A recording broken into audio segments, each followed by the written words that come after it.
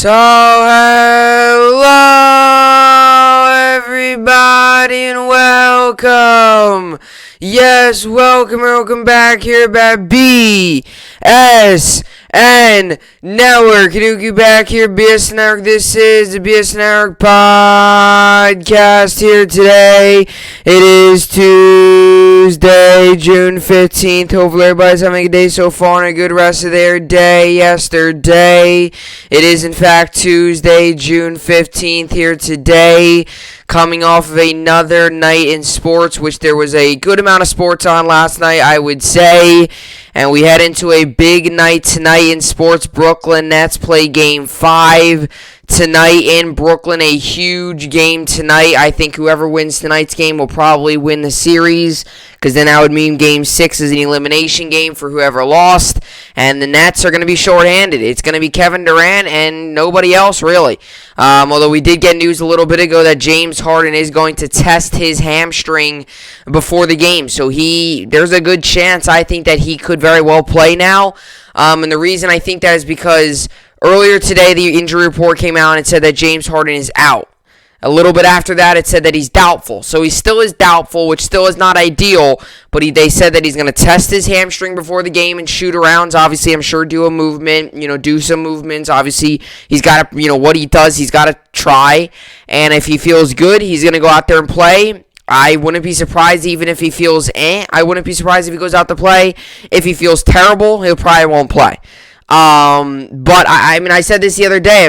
We'll find a lot about James Harden tonight. If this is a guy who goes out there maybe only 70%, that just goes to show you how committed he is to winning a championship. If he goes out there 70, only feeling about 70%, that's how much you know he's committed. And if he goes out there feeling 100, then he's definitely got to go out there. If he goes out there, and if he's in shoot around today and he can't even do anything, then you got to realize, hey, it's not it. He's not going to be able to play. So obviously, as me as a Net fan, Kyrie's out tonight. KD is obviously in.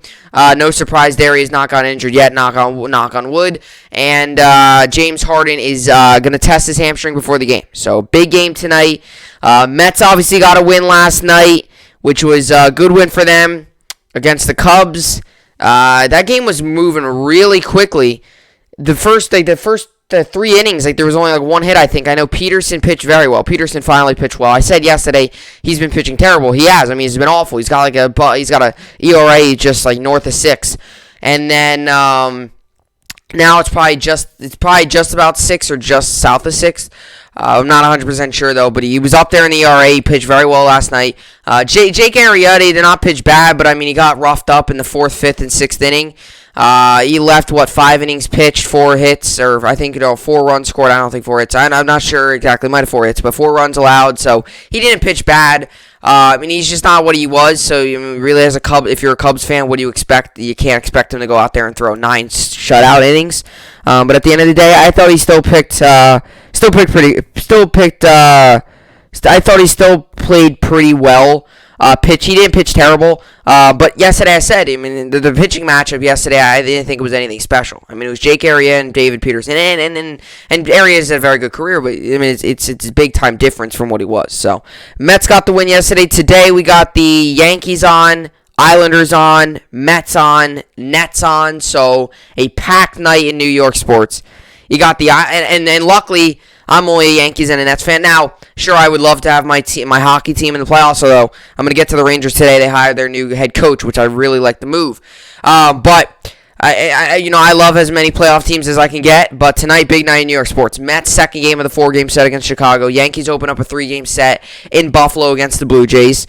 The Nets play Game 5, and the Islanders play Game 2 tonight. So a lot of sports on tonight. A lot of excitement in the air for New York sports and around sports. So with all that being said, let's get into the topics for today's podcast, because we got a lot on tap for today. So Gerard Gallant has been hired by the New York Rangers, as the Rangers have officially made their head coaching hire. The New York Rangers hire Gerard Gallant as their new head coach. I mentioned this a couple of days ago, that he was the guy I wanted. He was the main guy. He has had excellent success in his career. He's been a coach around the league for a pretty good amount of time now. He just led the National Canada team to a championship.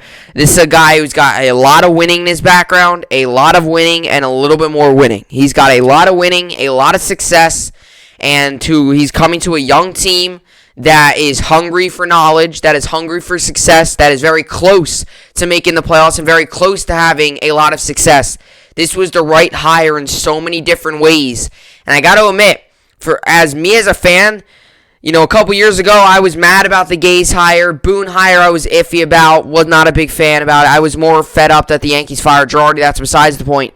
But the past two major coaching hires by my teams, that was the Nets and the Jets. I both like those. I especially like the Jets because I really think Solid's going to turn that thing around. The Nets, you have the big three, you have all the superstars, Steve Nash. It didn't really matter who was their coach. They would have done a fine job anyway.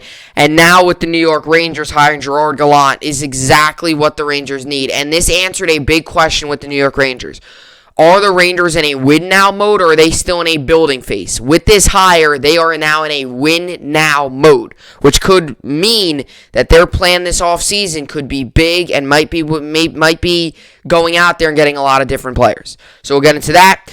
Then we'll get into the MLB substance. So the MLB finally cracked down on the substance. They have made their rule. They put their plan in place. So if they find a pitcher using an illegal substance, whether that's spider tack or whatever the case may be, they will be suspended, I believe, 10 games, fined a certain amount of money, I believe, and the team that had that player, they cannot fill his roster spot. So he'll still be taking up a roster spot. He won't be playing. So it's a big-time punishment, 10-game suspension. You can almost say that's missing 2 starts in a season. So if you get caught using it, you're definitely going to get suspended. You're definitely going to get, you're going to have to pay for it, and not only pay for it, but you're also going to have to spend some time with the suspension. So that's an opportunity. I mean, if you miss 2, and let's just say you get caught in that 1 start, 5 days off, you start again, and in another 5 days you would play again. So if you get suspended, you could be on your way missing 2 starts in a row, and that's really big. That's bad. So the MLB has officially cracked down on it. And for now on, if a pitcher gets spotted in a game, they will also do checks. They will also make sure that players are checked before the game, make sure that they got nothing. It's simple as it is. You literally can just check them in between innings. If they have nothing sticky, it's good. They could put it in so many weird areas. Guys have put it on their neck before. Guys put it on their hat. Guys have put it on the inside of their glove. Some guys have put it on their hand right here. Some guys have even put it on their inside of their glove, like right over here where you can't see it. That's back when they did pine tar, but even now, guys put it all over the place, their hat. Some guys, put it on their neck. Guys will put it on their wrist. Guys will put it on their, their hand. Guys will put it inside of their glove. Guys sometimes put it in the inside of they put it everywhere. Guys could put it anywhere. So they will be doing checks, and if you get spotted doing it, you're going to get suspended. You're going to get fined. MLB has finally cracked down on it. I wanted to get into that. Then we'll finish off the podcast with the New York sports update. Obviously, Islanders, Yankees, Mets, Nets, all on today. Mets, second game of the Cubs series. Yankees start up a 3-game set against the Blue Jays. Nets are in Game 5, and the Islanders are in Game 2 of that series. So, with all that being said, this is the BSN podcast, and let's get into it. So Gerard Gallant, reportedly hired by Rangers as head coach to replace David Quinn. Obviously, David Quinn, who got fired about a month or two ago back, really, whenever they made all their decisions, and they ended up firing David Quinn, and then they ended up firing, John Davidson and guys like that, and they ended up Jeff Gordon as well, the GM and the team president, and they ended up bringing in Glenn Sather, and they ended up bringing in, obviously, Chris Drury, or not bringing him in, they were already in an organization. Chris Drury, I believe, was an assistant on Quinn's staff, so he stayed, he's now the GM, blah, blah, blah, so on and so forth. That was then, and they have now officially hired their new head coach. Now, I will like to say this first, and just to start this off on a little bit of a funny note. The past two coaches, Robert Saleh and Gerard Gallant, have two names that I've heard many different ways to say. Okay, so we just got an update here. Harden is expected to play tonight. That's besides the point, though. That is very good news. But back to my point with Gerard Gallant here. Is that I've heard about a couple different people. I've heard people all over the place say his name in different ways. Like, they said Gallant, they said Gerard Gallant. I've heard some people who say Gerard Gallant. I've heard some people. Those are really the only two names. And you obviously got Robert Saleh. I heard some people say Saleh. I've seen some people say Rob Saleh. It's all over the place. So I've heard people name many different things, many different guys. So the past two coaches have definitely have some names. So I believe it's Gallant. I've heard some high-end people in hockey world call him Gallant. That's how I always kind of called it. I called him Gallant and then Gallant. I could see it going either way. So I do believe it is Gerard Gallant. That is how you pronounce his name. But nonetheless, that's besides the point. The New York Rangers have hired their new head coach. And obviously the Rangers are in a very good situation in their franchise right now. And there's a lot of teams out there that are in a situation like the New York Rangers are. And I always say that the New York Rangers are in one of these situations where they have a very bright future. You know, their future is not foggy at all. It is clear skies, sunny, no clouds at all. The New York Rangers have arguably the brightest future in hockey. We have a lot of draft picks. We have a lot of young talent right now. We have a lot of young talent in our farm system. Whether you go around, the world, whether you go around to the Wolfpack, wherever you go to all these different teams. The Rangers have a lot of really young talent. And it's not just the talent that's on the roster right now. It's the talent that we're bringing up. Like I mentioned, the talent in the farm system, the talent that, might be there this season, if whatever we decide to do with that 15th overall pick we get in the NHL draft. We signed Niles Lundqvist to a deal. Obviously, Zach Jones only played a couple games last season. Only about, 8, 9, 10 games last season. He didn't play much, but obviously he's another young guy. Then you obviously got guys like Alexi Lafreniere going into his second year. Kaapo Kakko will be going into his third year. Keandre Miller will be going into his second year. Adam Fox will be going into his third year. Obviously, he broke out this year. He's a Norris Trophy finalist. I do believe that he should earn it and he should win the Norris Trophy. But the Rangers right now are in such a good situation. And this coaching hire makes this situation even better. And I've always mentioned this in sports. I've said it so many times. And I don't know how people don't realize. It boggles my mind how people don't think that a head coach, a new coaching staff can make a difference. But a new coaching staff, a new head coach can make a world of difference in terms of how a team performs night in and night out, week in and week out, whatever sport you play, whether that's the NFL where they play over the weekend, whether that's NBA, NHL, MLB where they got games every night. In this case, we're talking about the NHL. Night in and night out, the New York Rangers, when they made this search, you had to find a guy that would get the most out of his players night in and night out. Because there was times throughout this season where the New York Rangers would look extremely bad. And that is part of the growing stage. That is part of the stage of guys still, learning the game, learning in the NHL, still making that next jump. A lot of people always talk about a second-year jump. Hopefully we really see that in Lafreniere and Keandre Miller and Zach Jones. Although he only played a couple games, he'll get a full season under his belt next year. Adam Fox, all those guys, we saw him make a second-year jump. Everyone always talks about that. But there was times throughout this year where the New York Rangers, they looked lost. They looked terrible. They did not look good. And that's part of the reason because it's a coach.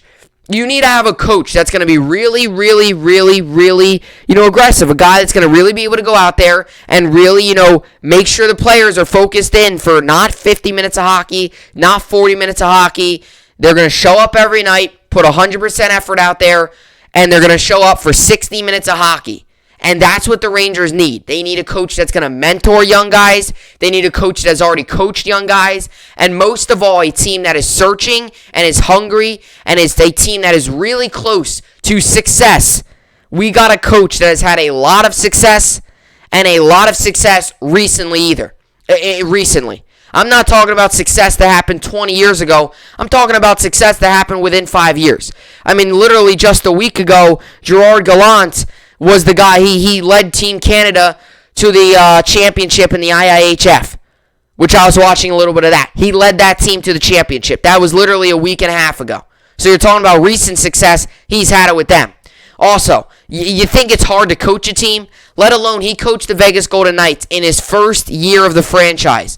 He was the first guy hired. In the first year of the Golden Knights franchise, Gerard Gallant was the head coach. He took that team to the Stanley Cup. He ended up getting fired. A lot of Vegas fans did not like the move. Vegas fans still don't understand why they made the move. He got fired because they did not win the Stanley Cup. They were good, but they were not getting to obviously the GM's expectation, which was Stanley Cup Finals or bust. And Gerard Gallant wasn't able to do that, although he got them there. And that was in their first year of their existence. And like I said, I think this too was the obvious move for the New York Rangers. This was the safest move too. Because I think you can guarantee, and I don't want to get ahead of myself here, because you still got to see the guy coach. You still got to see what the Rangers do this offseason and what his game plan is and really how the players react to him. You still got to see all that. I don't think there's going to be any issues with him and the players. He's had very good relationships with players. He develops guys. He wants to have success. He's already got experience with success. He's a guy that's been around the league for a long time. There's not much more you can ask for a coach going onto a young team. I mean, a young team that's searching for success, searching for knowledge, and a team that just wants to develop and keep developing. This is a guy who's the right man for the job. He develops players. He's very successful. He's had a lot of success. He matches all the boxes that the Rangers want, and definitely the Rangers need in a head coach. And David Quinn, yes, he was good at developing players, but he had no NHL experience. He had no success whatsoever in the NHL. He was a coach, in college and stuff at Boston University and stuff. But even then, there was no major success for him. Now the Rangers are actually getting a guy that has had a successful career, and I really like the hiring. And like I said, I think this is the safest hiring because I do believe that this is the right guy. This coaching this year for the NHL, the available coaches out there, it's kind of iffy. It's kind of in a weird situation because some coaches kind of got picked up. Some coaches are still out there floating around. Coaches have gone fired. It's kind of in a weird situation. So I feel like the Rangers, this was definitely the best guy out there, Gerard Gallant. There is no doubt about it. Gerard Gallant was the best coach available. And I think it was the safest decision for the New York Rangers. And that's what I like. The Rangers did not make a gamble with this hiring. Now, this did answer a big-time question for the New York Rangers. What are the Rangers going to do? Are the Rangers still going to be in a phase of, all right, we're still developing the young guys, we're still, taking our time, or is Chris Drury and whoever he hires the new coach? And I said this the day Chris Drury got hired. I said this. I said that the New York Rangers, their plan was going to depend on who they hired as coach. Because the coach, every coach has a plan. Obviously, Gerard Gallant, his plan is to win now. Chris Drury's plan is to win now. Which could very well mean that they could go out this offseason and maybe they do strike a trade for Jack Eichel. Maybe they do go out and get another couple key pieces. They'll still try their best to keep their young core, but now that they're in a win-now type phase, it might be one of those situations where they might, give themselves 3 years. If they haven't got to the Stanley Cup in 3 years, then that's not going to be good for them. That's what it seems like they're setting, is a win-now standard and a win-now team, which I think opens the door for Eichel. I think maybe the Rangers now will full-on go all out for Jack Eichel. And like I mentioned, I haven't mentioned this, but Gerard Gallant, he still got his coaching press conference and introduction and all that stuff. He still got all that. So, I'm sure there will be questions about what is his plan, what are your thoughts on, the team right now. Everyone's going to ask what is his thoughts on the state of the roster. And I'm sure they'll make changes accordingly. But I like this hire a lot. It's his track record is really good. He's had so much success in the NHL, and 2 weeks ago, obviously leading Team Canada to the championship. I mean, this guy just oozes success. He has so much success throughout his career, and I mentioned this for about the 5th, 6th time now. But for a team that is so close to being successful and so close to finally being developed and finally being the team that we all expected them to be, that is what Gerard Gallant brings to the table for the New York Rangers. And that is what the New York Rangers need. And like I said, it was the safe decision. This was the guy this is a guy who has had success. We know that he's going to be consistent, so the Rangers went out and got him. And Chris Drury also got his guy. And that's big too. That's big too. Because Chris Drury, obviously, David Quinn was not his guy. He fired him. So David Quinn was not his guy. Chris Drury got his guy. And now the process begins this offseason of what will the New York Rangers do? And I think that question got answered with this hiring. I do think the Rangers now make a very strong push for Jack Eichel. Because I think the Rangers went from a team that playoffs are an expectation this year to playoff or bust. If we don't make the playoffs, that's not good. I think the Rangers now will definitely make a hard push for Jack Eichel. And I think that we still will. I think we're still going to see a lot of young talent. It's going to be developing. I'm not saying this Rangers are going to win the Stanley Cup next season. But I am saying playoffs went from a realistic expectation to almost this year we had to make the playoffs. Next year, this upcoming season, whatever you want to call it. To now that, Gallant is here. I think they're going to go out. I think they're going to make a very strong push for Eichel. And I think that, I think there might be some other players around the league that might want to come and play for him. He's a well-respected guy around the league. Success. People, coaches, organizations, that's all they want is success. And when you bring in a guy with a track record as good as his, there's so many reasons to be excited as a New York Ranger fan. And I'm going to be honest. I've done a lot of research on him the past couple of weeks here, really since the Rangers fired David Quinn. And I said a couple days ago, or I said for a while now, I said Gerard Gallant's the guy I want. He's the guy I want. And the Rangers got him.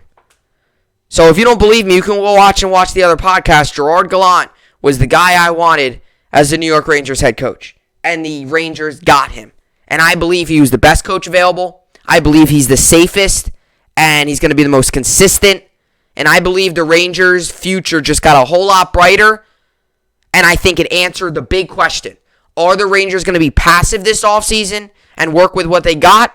Or are they going to go out there and try to get Eichel, try to get some other guys? I think they answered the question with this hiring. I think the Rangers will make a strong push for Jack Eichel. Let's get into this article here.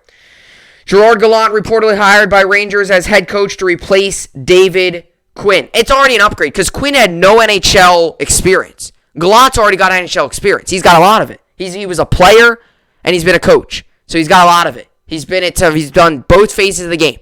Player and coach. That's big.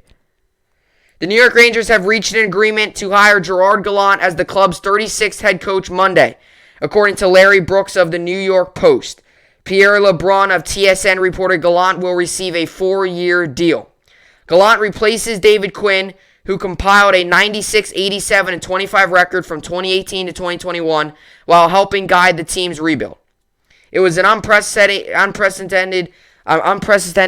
end to the season in New York off the ice, as the Rangers called on the NHL to relieve George Peros of his duties as the head of league's Department of Player Safety following an injury to winger Artemi Panarin by Washington Capitals repeat offender Tom Wilson. New York went so far as to release a statement condemning both the league and Peros for failing to protect players. The NHL responded by fining the club $250,000. 2 days later, on May 5th, general manager Jeff Gordon and team president John Davidson were fired and replaced by former Rangers star Chris Drury. A week later, Quinn was fired as head coach along with his 3 assistants. Gallant won't find himself in need of a drastic roster overhaul in New York, though. Between perennial Hart Trophy candidate Panarin, natural goal scorer Mika Zibanejad in 2020, number 1 overall pick Alexis Lafreniere, the Rangers have plenty of pieces to start contending again in the near future. And I believe with this hire in the near future is next season. I believe that. I strongly do. And that makes me happy. I want to see playoff hockey again as a New York Ranger fan. That was all because of the work of Gordon and Davidson. And now it's on Gallant and Drury to help finish the job. And I said that the day they got fired. Gordon Davidson took this team from a lot of veterans, took this team and stripped the team down and really built it back up to being really competitive and now being a playoff team in 3 years. That doesn't happen often. Some rebuilds can last way longer. Their rebuild lasted very quick. And during the rebuild, they were not like the laughingstock of the league. They were still very competitive because they found the right pieces. They found what matched in a very short amount of time, and they did their job. Gallant was one of the first coaches to interview for the job in mid-May before taking off to coach Team Canada at the World Championships. New York marks the fourth franchise the 57-year-old has coached after previous stops with the Columbus Blue Jackets, Florida Panthers, and Vegas Golden Knights. And the Golden Knights, he was the first coach in franchise history. Over 9 years as a head coach, Gallant has compiled 118, 75, and 20 record, but has never made it through 3 seasons with any team. He has had success in early seasons, but has not gone that deep. He was replaced in Vegas after a mid-season firing despite leading the team to the Stanley Cup final during its inaugural campaign in 2018. Now he gets a chance to build again in New York. And this speaks volumes, I think. He took a team. Okay, it's hard enough to coach a team. He took a team that a lot of the guys, right, they coming off the expansion draft, they had a lot of talent, but a lot of the guys in that team never played to each other. He took a team in their first ever season as an organization and took them to the Stanley Cup. That is a very difficult thing to do. That is, number one, very hard in any level, any circumstance, but that's even harder when it's the team's first season and you have a bunch of guys that just got, were on the expansion draft. Got a bunch of guys that were there. And a lot of players that never played with each other. And he took that team.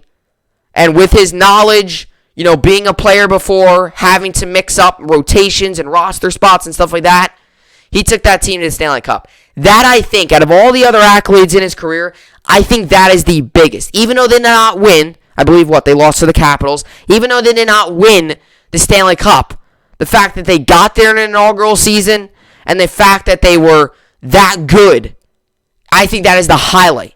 And I think that's what should get Rangers fans most excited. Because that was only 3 years ago, too. And if you want to talk about recent success, 2 weeks ago he won the world championship as the Canada head coach. He's obviously from Canada. Canada's a big hockey area.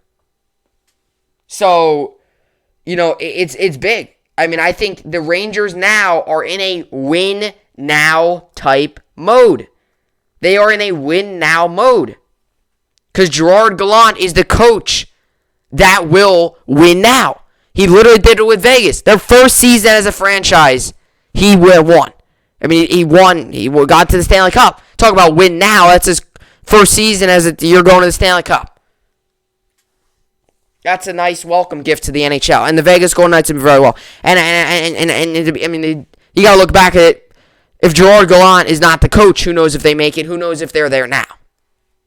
And they fired him mid-season despite them having success. They fired him because, early on, in an organization, you got to find what is completely right. Obviously, I guess he was not the complete right guy. But, I mean, he's a guy that has had so much success. He's played, and that's a big thing, too. I like coaches that have played because you can put yourself in the player's shoes, right? You really realize what it's like out there and really realize situational stuff even much better because you've played it from both angles. That's why I think, and this isn't really off topic, but this is almost the same thing. That's why I think people that broadcast, I think, are great. They are even better broadcasters when they've played because they know what it's like. They know the certain situational stuff. They know, what the team's doing. They really know the game that much better. When you actually play the game, you gain so much different knowledge than when you coach. People always say that. So many athletes have said that. Watching the game and then playing it, it's like completely different. You take things out of both. You take things from watching it and you take things from playing it. And Gerard Gallant is the same thing. He's played it. He's experienced winning that way. He's experienced so many different things that way. And he's even been better, coaching it. And that's one of the things that's big. And for a guy that has never coached more than 3 years with a team, to have a winning record is pretty crazy. Because, that means he has not coached that many seasons. But in the short time he's coached, he's been able to get wins. He's been able to have success. His career record is 118, 75, and 20, which is, combine the OT losses, that's 118 and 95, which is 23 games above 500 in his career, which is big. So he's 118, 75, and 20, and he's never coached more than 3 seasons with a coach, which means that in those short times with those teams, he wins with them. He builds good culture. He might take a team that might not have the best players on the roster, but he'll win with them. Yeah, he might not be there for 10 years, but in the short time he's there, he gives you winning hockey. And that's exactly what the Rangers need. And he's a guy, too, like I said, and this is so good for young players. He's played the game. He was once a rookie. He knows how it is. He was once a rookie. He understands how it is. Same thing with the Rangers. A lot of young guys on his team. A lot of guys that are still new in the league. He understands what it's like. He'll develop them. He realizes what it's like. And now the Rangers are in a win now mode with this. And this is what I kind of wanted to say here. This is kind of what I want to mention a little bit here is, this is an article right here. Hiring Gerard Gallant means Rangers are in a win now mode for next season. Honestly, we have blah, blah, blah. They say that we have enough talent to do that, but definitely, definitely I would say that he is he's the right guy. And,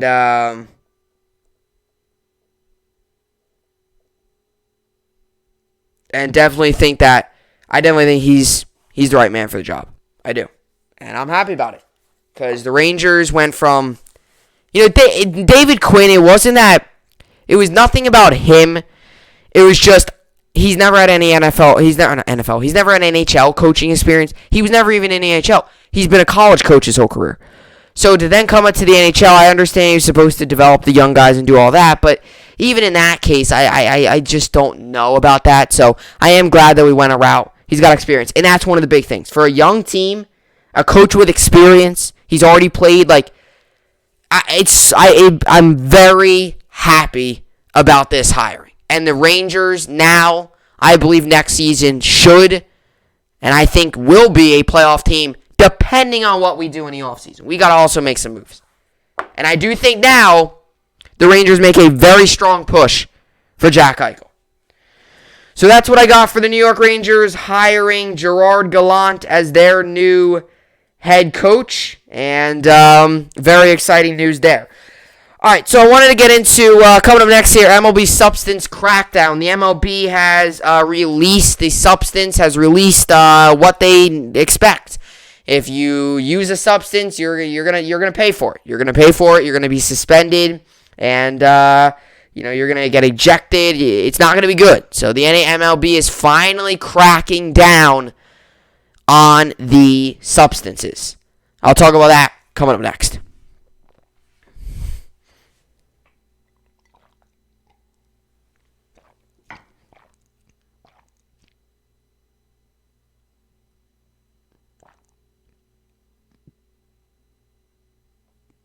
Alrighty, so just an update here. James Harden is going to play tonight. So Nets stars expected to play versus Bucks tonight in tonight's TNT matchup, bearing pregame setback. So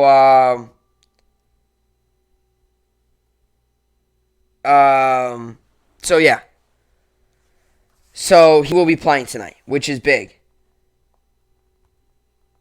He will be playing tonight, which is pivotal because we need him, and we need him.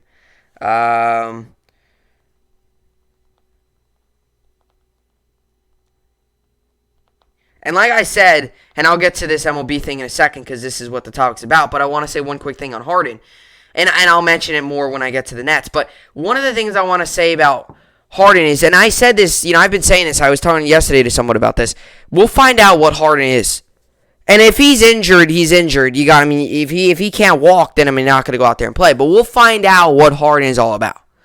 And we found out with this. He might only be 80%, but he wants to win a championship that badly. He realizes how much the Nets need him. He'll be back out there tonight.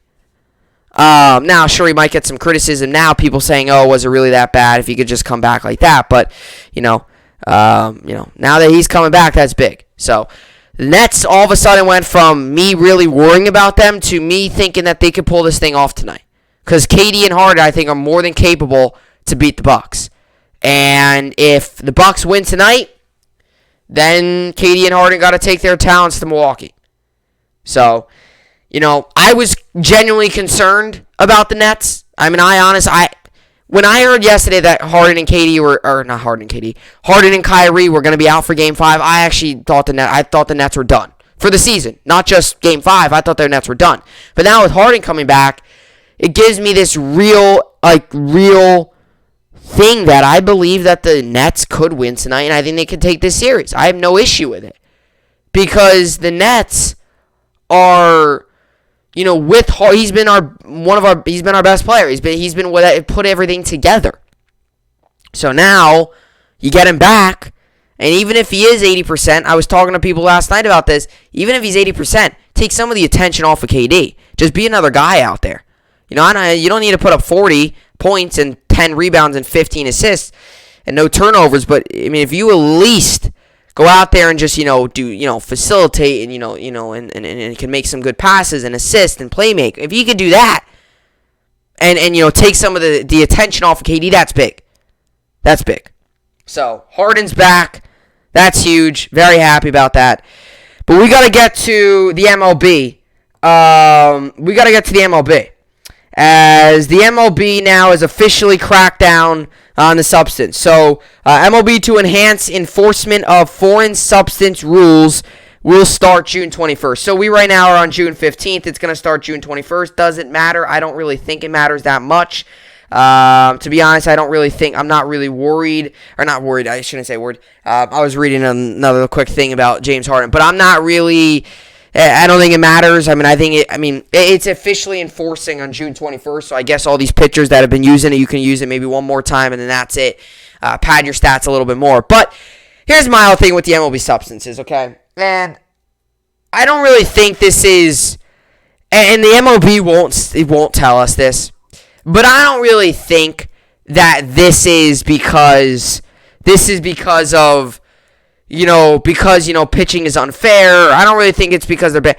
I think this is because strikeouts are up, hitters are not hitting, and the game is what a lot of people say is more boring this season. Because there's a lot more pitching duels and there's a lot more strikeouts, not as much action. That's why I think it. And you could come at me and completely disagree with me and say, no, it's because pitchers are too overpowered with it. You could come at me and completely disagree with me. All I'm going to say is this, is ever since they changed to baseball, things have not been right for the hitters. And pitchers have been using substances forever now, and hitting's never been an issue with it. Now that they're really calculating spin rate, and all that stuff, and now that strikeouts are up and all that, now they're going to ban it. I think they're banning it because hitting's down and spin rates are down, and they're all focused in the analytic stuff. They're not really looking at the big picture. Okay, you got to realize, they've been doing it since baseball started. You could even say they've been doing it since the 1800s. They've been using a substance of some sort. I'm sure some of the best pitchers ever have used a substance.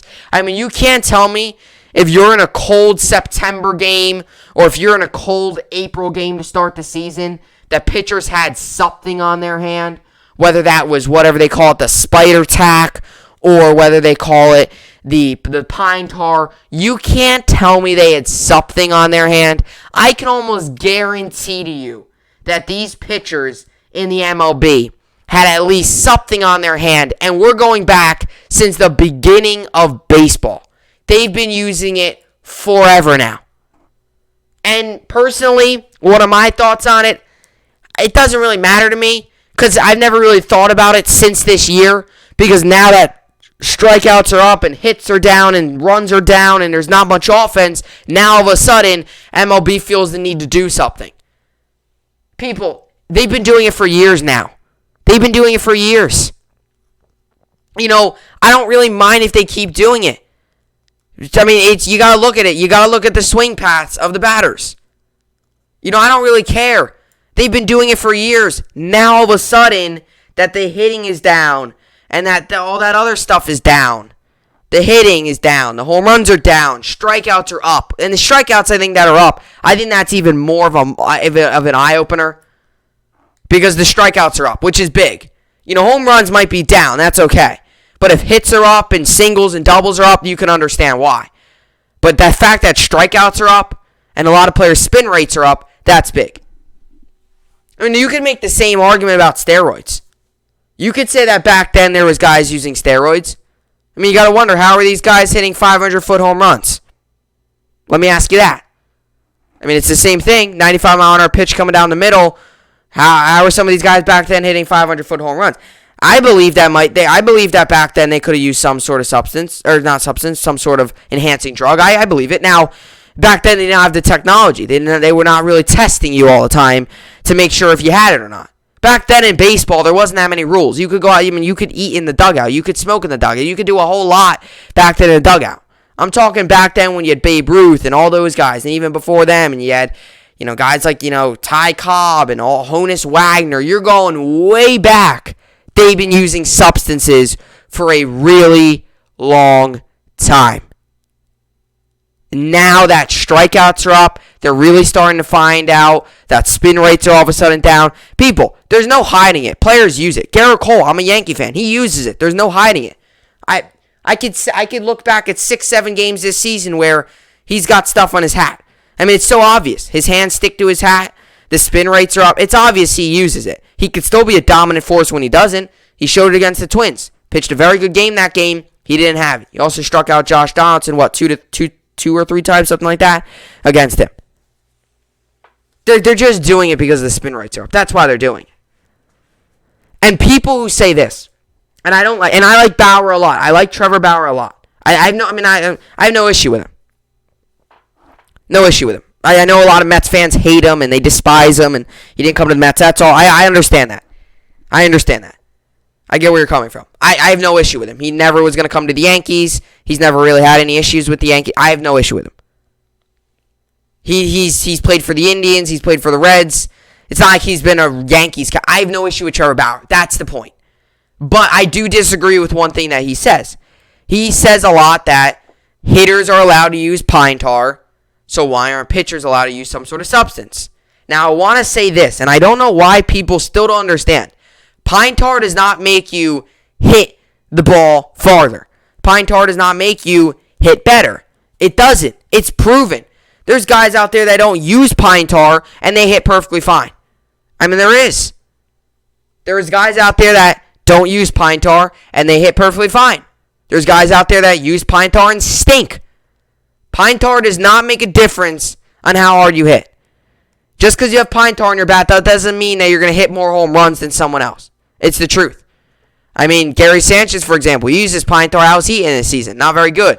I don't know who else has pine tar exactly, but there's a lot of guys out there that have pine tar and they don't hit. There's some guys that have pine tar and they hit. Pine tar in a baseball bat does not help you hit. It helps you with grip so you don't lose control of the bat. It won't make your grip better, or it won't make your hitting better. It's not like you're lathering up with pine tar in your bat and saying, oh, this ball is going to go farther this game. No, that's not it. So that's where the MLB is a little crazy too. Is now people are like, oh, should they ban pine tar? Pine tar does not help you hit a baseball. Now, substance, spider tack, what do they call it? That will help you with a pitch. It could help it with the spin rate. People got to realize that. And I kind of stand in the middle of this. Do I think they should be banned? Do I think that they should try to find some universal substance? I don't really care. Just move on from it. I really can care less. I do think eventually they're going to have to find some sort of universal thing. That could be something when they announce the new CBA this season. During the offseason when they negotiate it, that could be something that's involved in those conversations. When the new collective bargaining agreement, that could be something that is something that could be, a possibility. They agree on a substance that can be used universally. But I mean, it's not like a batter's corking his bat. And that's where a lot of people say, well, batters are allowed to use pine tar, but why aren't pitchers? Well, because pine tar won't help a batter hit. Like, for example, if you have pine tar in your bat, if I put pine tar on a wood bat right now and I went out there and hit, it ain't going to make, if I have a bat that doesn't have pine tar and a bat that has pine tar, the bat with pine tar ain't going to go anywhere farther than the bat without pine tar. I mean, you see guys out there, they don't use pine tar, they hit perfectly fine. I don't know how people think. Now, sure, does it help them with grip? Yeah, but that's also because they don't fly. It also becomes a hazard if you can't keep grip of your bat. Because then you're throwing, then you release your bat, can go into the dugout, can go into the stands, and it actually becomes, that becomes scary. That could injure someone. So it's more about safety of the players than trying to cheat. And even pine tar on baseball bats, that is a restriction too. You got to only go by a certain area.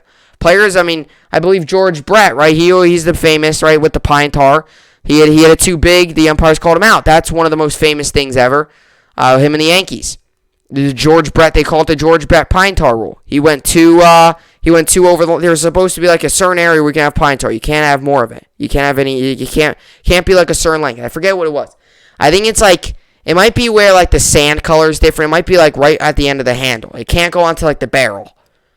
So they've got restrictions too. It's not like you can just lather up your whole bat with pine tar. But MLB do enhance enforcement. I mean, the MLB's taking big time precautions. I mean, even balls in the dirt. Some players like scuffed balls. Even balls in the dirt. They're not allowed to do anything with them. Even balls in the dirt, you can't do much with them. They throw it out of play. So there's a lot of different things. But MLB to enhance enforcement of foreign substance rules will start June 21st. Major League Baseball has announced its rules policy regarding pitchers' use of foreign substances will be implemented Monday. Per a statement from MLB, the enhanced enforcement of the rule will include umpires making regular checks of all pitchers regardless of whether an opposing club's manager makes a request. Anyone found to be in violation of the rules will be ejected from the game and receive a 10-game suspension, with repeat offenders subject to progressive discipline. There has been increased attention around pitching performances across the sport as offensive numbers have plummeted to historically low levels in 2021. Even though there have long been rules in place to combat pitchers who use illegal substances, it's not something umpires have gone out of the way to check. In a story by Sports Illustrated, Stephanie Apston and Alex Pruitt, one recently retired pitcher, said 80 to 90% of current hurlers are using some form of sticky stuff. One MLB team executive told Apston of Pruitt the situation should be the biggest scandal in sports. MLB statements also noted research conducted with information from the first 2 months of the season determined there is a prevalence of foreign substance use by pitchers in Major League Baseball and throughout the minor leagues. Starting pitchers will have more than one mandatory check per game, while relievers will be checked either at the conclusion of the inning in which he entered the game or when he is removed from the game, whichever occurs first. Catchers will also receive routine inspections. Position players will be subject to inspection if an umpire observes conduct consistent with the use of a foreign substance by the pitcher.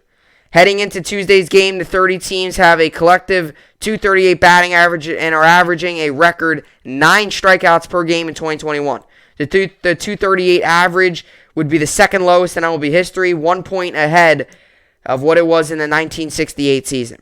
Major League Baseball lowered the pitcher's mound from 15 to 10 inches before the 1969 season in an attempt to increase offense because of the pitching dominance of the previous year. I don't think the MLB should try to change everything. Okay, the sport's in a complicated situation. It is. It's in a very complicated situation. Because you got people out there who hate all the runs scored and all that. And then you got people out there that, like all the runs. And then there's the situation with the baseball. Some people say it's juice. Some people say it's not. Some people say keep it. Some people would rather have a more even, fair ball. I mean, it's almost like any decision. There's always going to be people that dislike it. But even the MLB, they're in a very tough situation because there's so many issues around the league, and they've got to try to be solved. And do they come out with a, that's the thing though, is will they ever agree on it? What is a a fair substance to use? What is it? That's kind of the big question too. What is considered a fair substance? And I'm going to admit, there's guys I can name off. Trevor Bauer uses it. I can guarantee that. Garrett Cole uses it. I'm sure there's a lot of other guys out there too who use it. They say 80 to 90% of pitchers these use it. And it doesn't have to be obvious either. It could be, in between innings, spraying something. It could be anything. It doesn't have to be obvious. It doesn't have to be where it's all over your hat. It could be in between innings. They're spraying their hands with something or doing something. It could be anything. A lot of these guys are sneaky.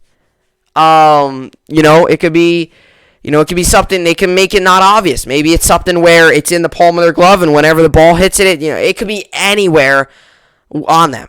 A lot of these guys, they try to hide it. They're not going to put on their face and make it obvious, but they're gonna try to hide it. So they're gonna be doing checks, and I think there will be maybe some ejections from this now, and it's 10-game suspension is pretty big, and I thought there was some sort of fine with it, but you're gonna pay. And it's a big suspension. That's 10 games. You're missing about 2 starts there, and you can't fill the roster spot either. I believe he's gonna take up a roster spot. So we'll see if any pitchers still try to sneak it out there. We'll see if a pitcher, we'll see what they do. But all I know is it's gonna be very embarrassing, and the first pitcher to get thrown out is gonna get exposed. That's what it's gonna be. So it's gonna be embarrassing when the first pitcher has to leave a game. But it looks like this is gonna happen June 21st. I've always wondered this. Why don't they just check them? Before the game too. Just check them. Go out there and check them. Just the coach. Go out there and check them.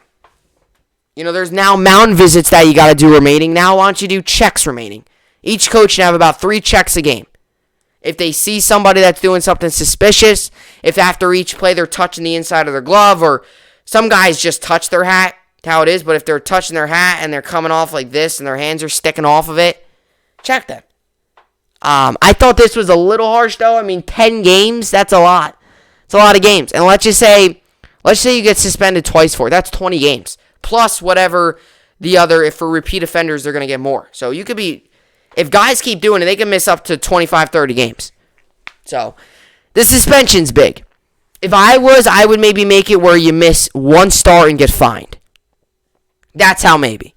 Maybe that's it. I would even maybe just say you would get fined. Although fine sometimes does not faze players, because when these guys got these $1 million contracts and they're getting fined $25,000, that's like a penny out of their bank account.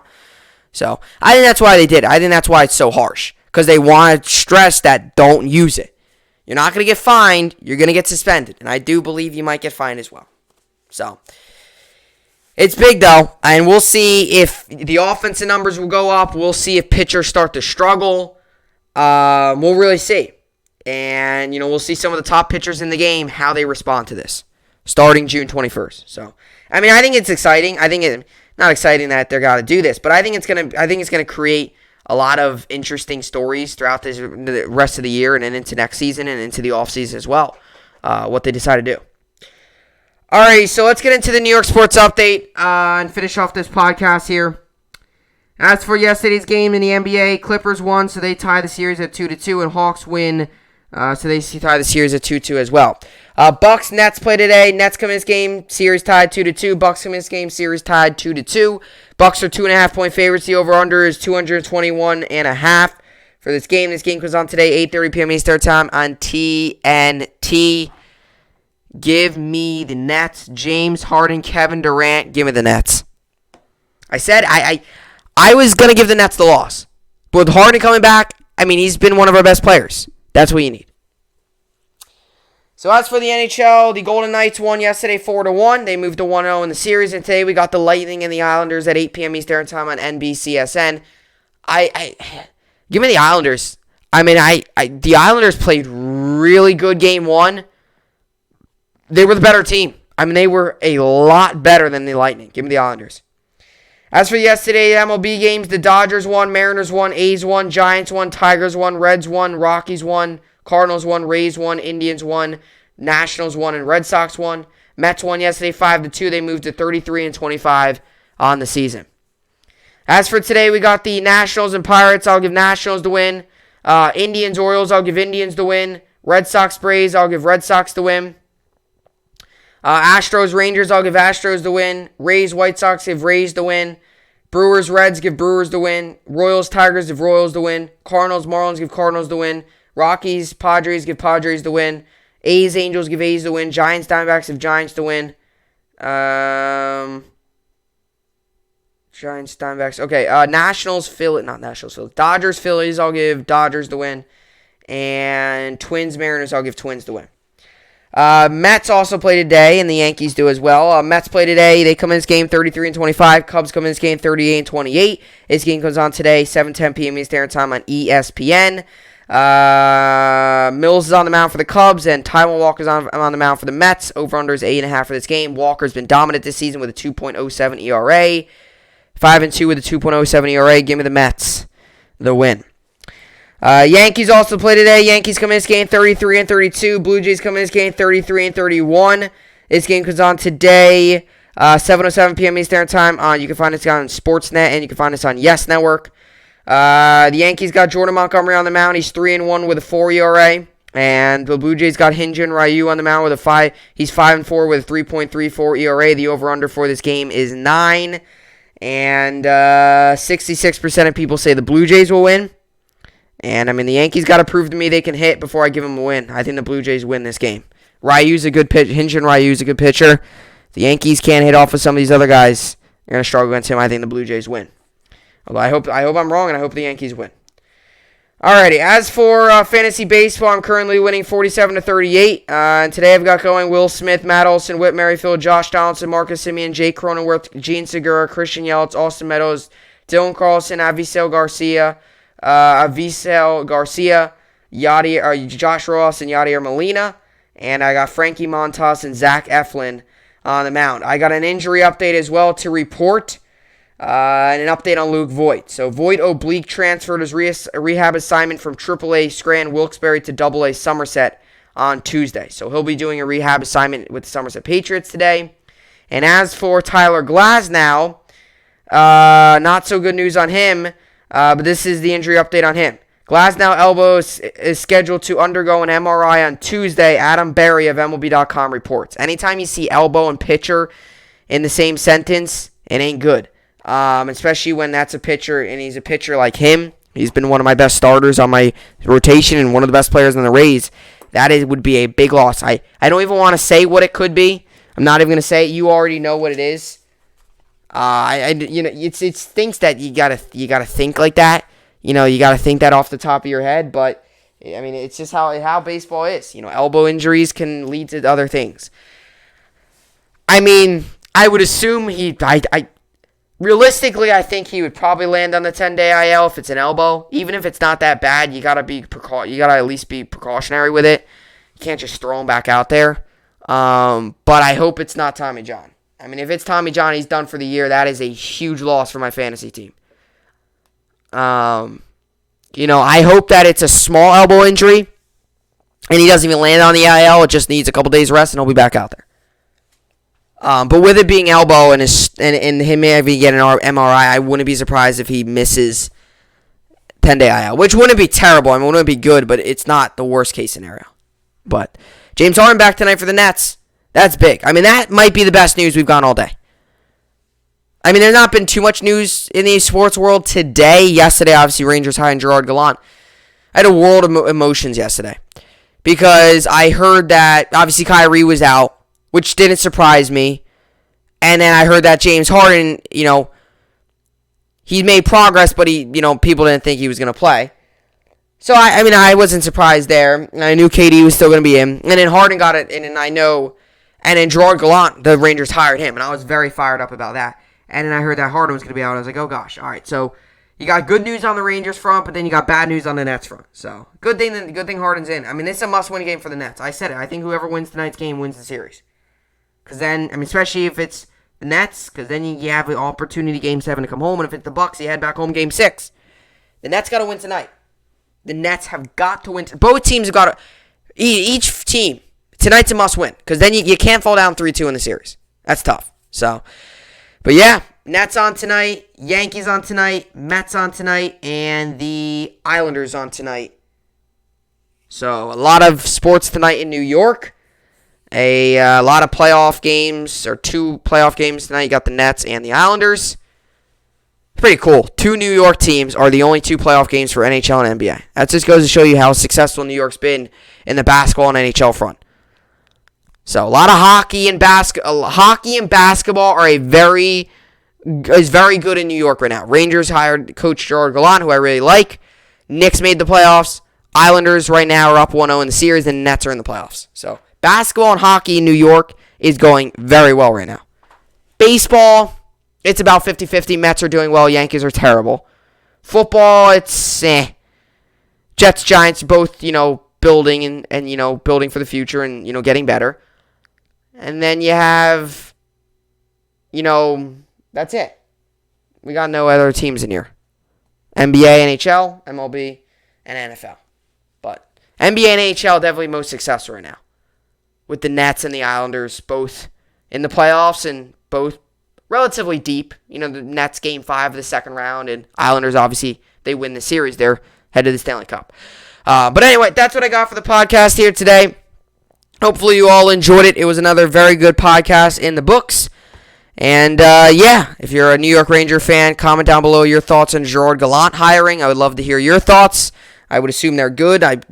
Pretty much the whole Ranger fan base, from what I've seen online and from what I've talked to, like the move. So, I'm excited. And, that'll do it for the podcast here today. As always, I will see you all back here tomorrow. Hope you enjoyed it. And thanks for watching.